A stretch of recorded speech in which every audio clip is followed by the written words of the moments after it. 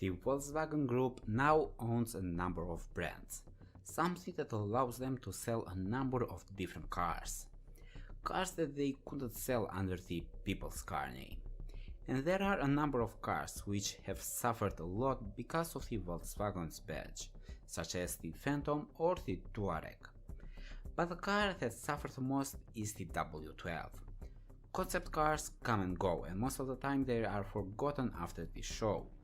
But some concepts are really remembered and talked about, and the W12 is one of the best examples of this. The purpose of the W12 concepts was to promote the W engine, which Volkswagen has started developing in the late 80s. The W engines weren't a new thing, they had been around since the early 1900s, but they were only used for motorcycles and small airplanes. Only by the 90s the W configuration started appearing on cars, and the first car that would showcase the benefits of the W engine was the Audi Avus. Named after the legendary German circuit, the Avus was an impressive concept, not only from the design, which was inspired from the famous Silver Arrows of Auto Union, but mostly for the performance numbers. According to Audi, the 6-liter W12 engine could produce 509 horsepower and could hit a top speed of 335 km per hour, while could hit 100 in just 3 seconds. A big part of this, of course, played the Quattro system and the lightweight construction, but these numbers were never proven, since the Avus didn't have a working engine because Audi was still developing the W12. Instead, Audi had just put a wooden model of the engine. For the rest of the early and mid-90s, Volkswagen and Audi would continue to develop the W engine, with developing a range of engines with 12, 16 and 18 cylinders. But they never showed the power to the public, since the engine was far from being ready. According to Volkswagen, the engine was only going to be ready by the early 2000s, with plans to use the engine on top Audi models, like the A8, which was just introduced in 1994. And wanting to show the power of the engine, Volkswagen CEO at the time, Ferdinand Piëch, assigned Italdesign to come up with a supercar that would show the power of this configuration. Volkswagen and Italdesign had worked together for a long time, with Giugiaro being responsible for some of the most important Volkswagen cars, like Passat, Golf and Scirocco. But by the 90s, Giorgetto's son Fabrizio was responsible for most of the supercar designs, and like with the Nasca and Shigera, Fabrizio did an amazing job. Even after 23 years, it's hard to find a car that would match the look of the W12. And one of the most interesting things in my opinion is that looks like the Syncro was a huge inspiration for the next generation Volkswagen cars. The car made its debut at the 97 Tokyo Motor Show, and without a doubt was the star of the show. The Syncro was powered by a 5.6-liter W12 with 415 horsepower. Initially, Volkswagen told the press that they were planning to put the car into production by building 200 cars with a base price of $175,000. But it's highly doubtful that Volkswagen had real plans to put the Syncro into production, at least under the Volkswagen name. Because in '98 Volkswagen Group started its buying spree by buying Bentley, Lamborghini and Bugatti, and with names like this, the Syncro just had no chance going into production. At the '98 Geneva Motor Show, Volkswagen presented the W12 Roadster, which, like the name suggests, was just a Roadster version. While 8 months later, they presented the Bugatti EB118. The EB118 was also designed by Italdesign, which in '93 had designed the EB112, and the designs were quite similar. But most importantly, the EB118 also used the W engine, this time a 6.3 liter 18 cylinder with 555 horsepower.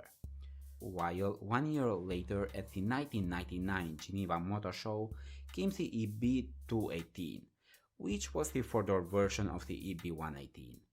But the star of the show was the Hundreds of Bentley. The Hundreds basically would set the plans for the future.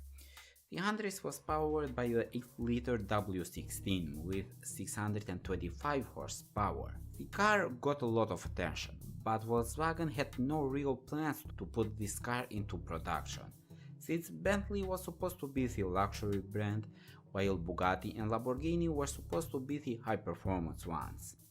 And this was shown at that year's Paris Motor Show, with the 18-3 Chiron and later with the EB18-4 Veyron, presented at the Tokyo Motor Show. But 1 year later Bugatti presented the EB16-4 Veyron, which ditched the W12 for the 8-liter W16. Also in 2000 came the Rossmeyer, which, at least from the looks, was the most hardcore one from the W16 concepts. From all these concepts, only the Veyron made it into the roads, and the final car wasn't that much different from the original 16-cylinder concept. And when it looked like Volkswagen had forgotten about the W12, they decided to bring it back in 2001. But this time came with the sole purpose to showcase the power and the performance of the W12 engine. Finally, after years of development, the engine was ready and Volkswagen was looking to make it the flagship engine of Audi and Bentley. This engine was basically the answer to the S600 of Mercedes and to the 760 of BMW. The capacity was increased from 5.6 liters to 6 liters.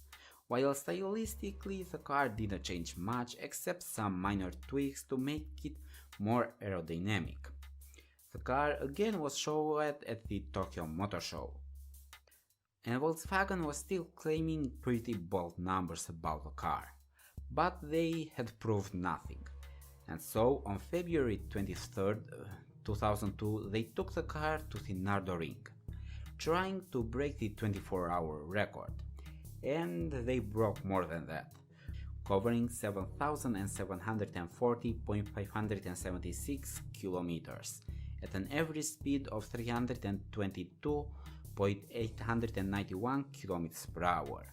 They also broke 11 more records, which is really impressive.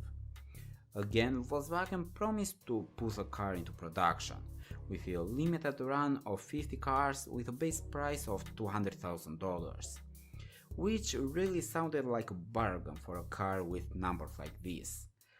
But like we all know, the car never was produced. It's very hard to believe that Volkswagen was really considering to put the W12 into production, especially when they could make way more money by putting the engine on cars that they were already building. Only in 2001, which was the first year of the W12 engine, they managed to sell more than 700 A8s. And this was at the end of the first gen cycle. After the A8, the W12 was also used on the Phantom and the Touareg, but also was used on Bentleys, like on the Continental GT and on the Flying Spur. The Volkswagen W12 is without a doubt an interesting project. Despite a big interest on the car, it's hard to say how the market would have reacted to a $200,000 Volkswagen. The Phantom proved that no matter how great a car is, the badge is very important when you spend more than $100,000. So guys, thank you for watching and see you next time.